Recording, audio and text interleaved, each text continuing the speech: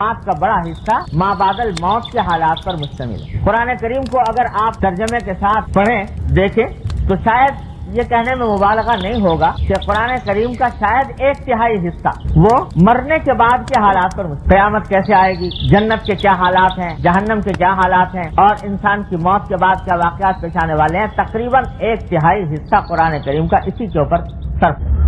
مقصد یہ ہے کہ انسان اس دنیا میں رہے ضرور، لیکن ساتھ ساتھ یہ بھی پیش نظر رکھے کہ آگے کیا ہونے والا ہے۔ وہ انسان اگر اپنے سامنے رکھے تو اس کی دنیا کی زندگی بھی درست ہو جاتی ہے، اور اگر وہ بھول جائے، موت سے غافل ہو جائے، مرنے کے بعد کے حالات سے غافل ہو جائے، اللہ کے سامنے جواب دہی کے احساس سے غافل ہو جائے تو دنیا کی زندگی بھی خراب ہو جائے۔ تو اصل مقصود اصل میں یہی ہے کہ اس زندگی کی فکر ہم آپ یہاں پر جو بیٹھتے ہیں یہ تھوڑی دیر کے لیے، اصل مقصود اس کا یہی ہے کہ اللہ تبارک و تعالیٰ اس مجلس کے ذریعے اور باہم بیٹھنے کے ذریعے وہ فکر ہمارے دلوں میں پیدا فرما دے،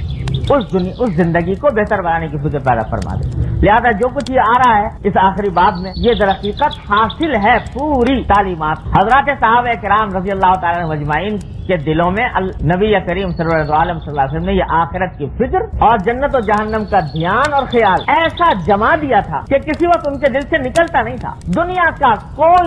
کی کوئی زیب و زینت، دنیا کی کوئی لذت، کوئی مال و دولت ان کو دھوکہ نہیں دے سکتی۔ وہ جانتے تھے کہ حقیقت حال یہ ہے کہ یہ دنیا کی جو کچھ لذت یا راحت ہے یہ چند دن کی ہے، اس کے بعد جو اصل حقیقت ہے وہ آنے والی۔ ایک نقل و حرکت سے نبی کریم صلی اللہ علیہ وسلم نے یہ بات اس طرح صحابہ کرام کے دل میں بٹھا دی۔ کیسے بٹھا دی؟ حدیث میں آتا ہے کہ ایک مرتبہ نبی کریم سرور عالم صلی اللہ علیہ وسلم تشریف فرما تھے تو کہیں باہر سے کوئی کپڑا آیا، کوئی ریشمی قسم کا بڑا شاندار، اس کے اوپر نقش و نگار بنے ہوئے۔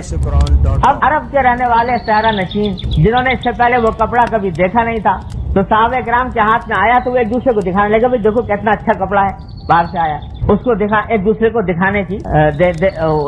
لگے، اور ایک سے دوسرے سے تیسرا ہاتھ میں لے رہا ہے اور اس کو دیکھ کر کہہ رہا ہے ایسا کپڑا کبھی اتنا اچھا پہلے کبھی نہ دیکھا نہ سنا۔ حضور اقدس صلی اللہ علیہ وسلم دیکھ رہے تھے کہ یہ میرے صحابہ یہ اس کپڑے کو دیکھ کر بڑے خوش ہو رہے ہیں اور بڑے اس سے تعجب کر رہے ہیں کہ کتنا اچھا کپڑا ہے۔ تو حضرت صلی اللہ علیہ وسلم نے اس موقع پر صحابہ کرام سے خطاب کرتے ہوئے فرمایا کہ کیا تمہیں اس کپڑے کو دیکھ کر تعجب ہو رہا ہے؟ یہ کپڑا تمہیں بہت اچھا لگ رہا ہے۔ آپ نے قسم کھا کر فرمایا کہ سعد بن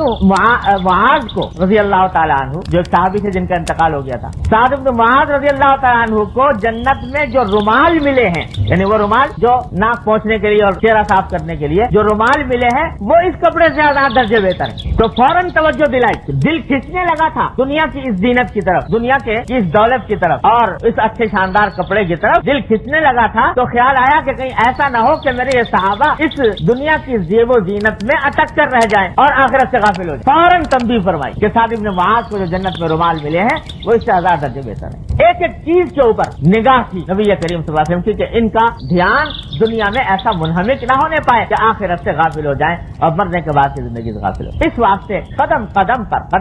پر مرنے کے بعد کے حالات آپ نے بتائے صحابہ کرام۔